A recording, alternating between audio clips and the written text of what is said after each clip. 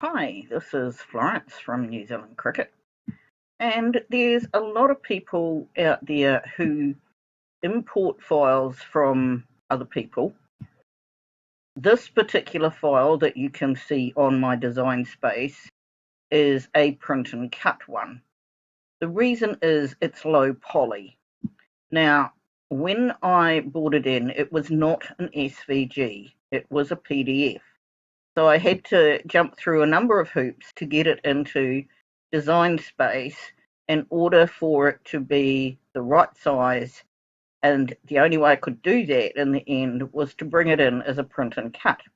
However, although it prints and cuts and it gives me the lines, it would mean I would have to do all these score lines by hand and that they wouldn't actually be scored. Now, it is a laborious thing to put all your score lines in, and the thing is that you get a score line, and here's my score line because I've got a lot of them up here, and you take it and you're trying to make it the exact right size to put on your piece to match up the score lines. Now, sometimes I can do that quite well, but if we go up to around about 300, you'll see here that I didn't get it in the right place. So now I've got to fiddle around with it and get it in the right place, and it's still not exactly right.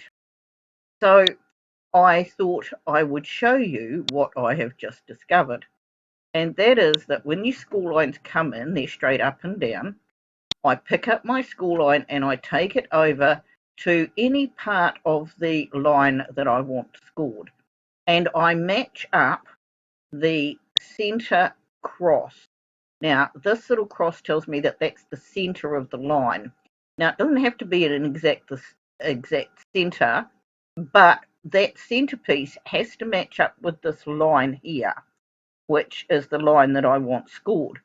Now, I've come down to the bottom, and where it shows me I can turn the piece, the score line, I turn it now until it lines up with the piece underneath it. And then I just extend whatever, either extend it or I bring it back to place it over the top of what's already there. And now you can see, it's not very clear, but you can see because I've got a score line there and I don't have a score line on this piece. So now I'm going to go up and I'm going to grab another score line, and I'll come down and utilize the score line. And this one is particularly difficult because it's on an angle that I wouldn't normally see. And to turn your score line around makes it a bit difficult to line it up perfectly. But if I go down here again to where it turns, it will turn on that center axis. And once I get it lined up, I can leave it there and again just extend out this piece, and now I've got my score line over the top of it. Now, as you can see, this is going to take me some days to do because I want to change all these into actual score lines so that I don't have to sit and do all those score lines by hand. When you're cutting low poly things, they've got numbers on them like this, and you match up the numbers. Now, sometimes this may not cut down here, so I might have to slice that up with a pair of scissors. But in general, all of these score lines will not be cut because it's a print and cut. It will only cut the outside. So I was thinking that it's one of those things that a lot of people don't know, that if you are wanting to change your score lines and you match them up with that center axis and turn them, you can do that much quicker than if you're just trying to turn the piece by hand. Now, I won't say I get it perfect, but it's pretty good on there. So I hope you enjoyed that. For those people who do low poly things, you'll find that it makes your scoring lines, or if you want to put scoring lines on something that doesn't have a score line, it makes it easier if you pick the center piece of that line or just the edge of the line. If you've got a long, you can make your scoring line longer.